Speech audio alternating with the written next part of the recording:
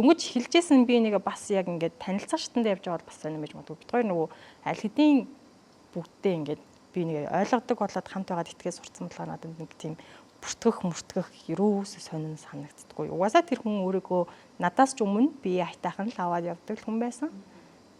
Тэгээд гів гин солигдчихгүй, өөрчлөгдөхгүй. Би ч гэсэн өөрийгөө хэм хэмжээнд аваад явцдаг. Тэгээд одоо юу гэдэг юм. Манай нөхөр өөрийнхөө миний хувьд байгаа үн цэнэ мэдж байгаа.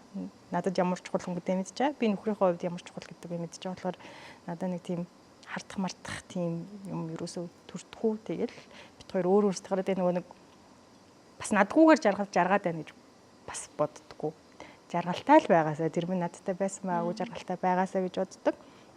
Тэгээд бас ингээд би ч найзуудтайгаа тагшаа мадагшаа зугаалаад явхаар манай нөхөр бас одоо ийм юм хийгээрээ тэгээрээ мэгээрээ тэд найзуудтайгаа байгаа үед над руу нэг заалгахдаггүй чи ингээд өөрийнхөө цагтаа ингээд гоё дурсамжаа үлдээгээд охтуудаараа байж ах чинь би одоо ингээд байн заалгаад яах вэ гэд би энд орон цагийг хангалттай өгчдөг юм уу.